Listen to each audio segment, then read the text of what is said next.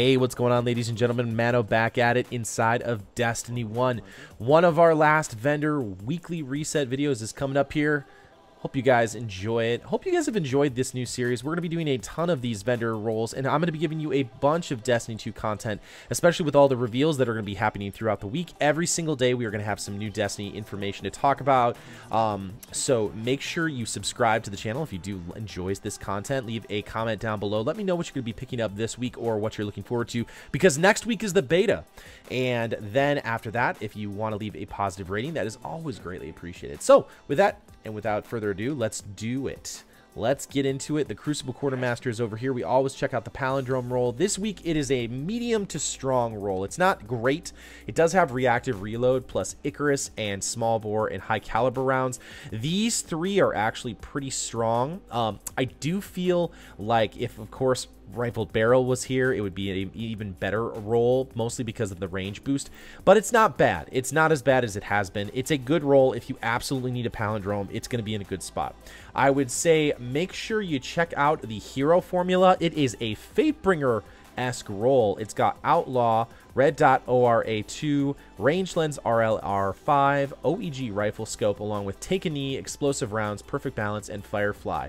But using Outlaw, Explosive Rounds, and Firefly are going to work very well together. I've had a lot of people say that Firefly and Explosive Rounds don't work together, and that's true. On hand cannons, I have no problem making scout rifles perk Firefly and then getting the Outlaw perk of that. I have a lot of people who say, well, why do you use a gun that's got Outlaw or Firefly and explosive rounds together? And the truth is I like using explosive rounds because it's really good in PvE. Firefly is nice if you want to finish off an enemy and get those precision kills, but I have no problem getting Outlaw with explosive rounds on scout rifles. On hand cannons, especially like, say, for example, a Fatebringer, that's a different story. But anyway, that's my thoughts on that. Palindrome and Hero Formula are pretty good rolls. Really nothing else over here that is worthwhile. The Event Horizon is actually okay, but it just doesn't have any good scopes. It's got Snapshot, it's got Hidden Hand, and it's got Grenadier, which I think together, these two perks work really well together. Just no good scope to put together with that. So other than that, I don't really suggest that you get anything from the Crucible Quartermaster this week. Let's go over to the Vanguard Quartermaster. Okay, we're over here at the Vanguard Quartermaster. The Continental is just a straight-up skip this week. Parthian Shot, I think, is also a skip this week. It's got a little bit of a stability roll here with Third Eye, but really, I can't recommend it. Just we've seen so many other good rolls on it. I'd say skip. Angel's Advocate is also a skip. The How Dare You is actually kind of interesting. It's got Icarus, it's got Hot Swap with Steady Hand, Sure Shot, and Quick Draw, along with Rifled Barrel, Casket Mag, and Hidden Hand. If you're in a bind, you could maybe use this. It does have rifled barrel, so it does have some pretty decent range on it. But the truth is, just because its base range is so low, it really can't compete against the palindrome. But I mean, if all you have is a terrible palindrome roll and you haven't picked one up, this is actually not bad. It's a medium roll, and that's saying about the strongest the How Dare You can get. X Astros is not bad this week. We've got Rangefinder with small bore, accelerated coils, knee pads, life support, MD reflex, Red Dot ORA, LEG. So that's actually a pretty good roll, and that's weird for me suggesting a fusion rifle. Don't recommend anything really else here. 7 cents is not bad. It does have explosive rounds, but again, there's just no good scopes. And so I can't really recommend the 7 cents this week. It's not bad. It's just not great either. Bone Crusher is one. If you can deal with the small magazine size, it's actually pretty decent. We've got Crowd Control with Braced Frame. The stability boosting that up is going to be insane. Rifled Barrel, Army of One, Take a Knee, Accurized Ballistics, Linear Compensator, and Field Choke. Boosting the stability or the range on this could be really strong, but again, the magazine size is just really low, so you're just going to have to deal with that if you decide to go that route. Going on over to Dead Orbit, there are a couple of good rolls over here. We've got some decent things going on, if it will load. Going over, Keystone is in a good spot, except that it doesn't have explosive rounds. MD Reflex, Ranged Lens, Reflex Scope. It's got high caliber rounds along with Triple Tap and Crowd Control, Hammer Forged, as well as Snapshot. But these three perks together actually could be pretty strong in a long-range Crucible map. High caliber rounds with Triple Tap and Crowd Control, getting a kill, and then being able to get a couple more precision hits could be strong if you can nail every single one. That's, again, a niche perk, but something that I think you would find to be pretty solid. So food for thought. Other than that, I might actually be able to recommend the Unto Dust. It comes with Javelin, it comes with Field Scout, as well as Grenades and Horseshoes. It has Spray and Play, Quick Draw, Warhead Veneers, Soft Launch, as well as Countermass. But I really can't. I really can say that that's actually one of the better rocket launchers this week. So a good roll. I could say if you want to pick it up, that'd be a good thing to pick up. I've seen a lot worse rolls on that rocket launcher, to be fair. But now we're going to make our way up to Future Warcult, who's kind of taken the lead. At least in this meta, they have some of the strongest weapons, and they've got some decent ones this week.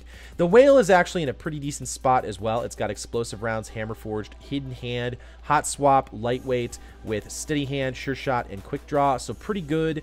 I can't recommend the Waltz because it doesn't have any kind of a stability boost. I would say the weighting is actually even a little bit better than the X Asterisk. It's got Rangefinder with Perfect Balance, Performance Bonus, Accelerated Coils, Snapshot with MD Reflex, Red Dot ORA, and OEG. If you want a good fusion rifle, the weighting is actually in a really good spot.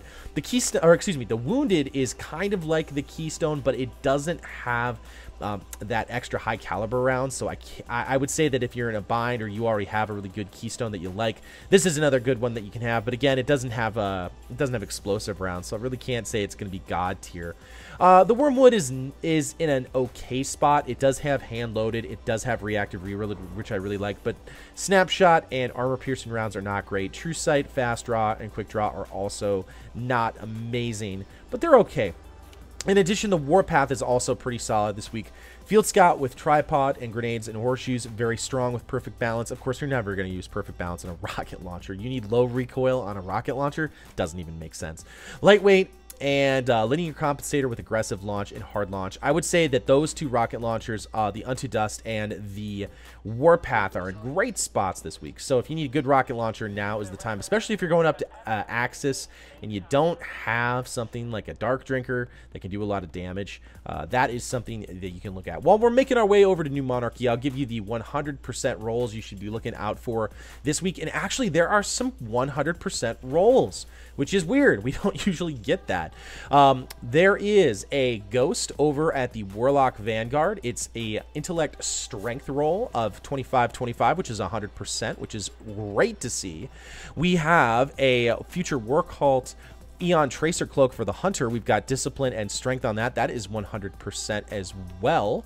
Going down over to some of the other ones, we've got some pretty strong rolls. We've got a 98% roll over at the Crucible Handler for the helmet if you are over and getting rank 3 over there. Of course, I talked about the Memory of Silumar this week. It's got a 112% roll if you're going to go over to talk to Tyra Karn over there.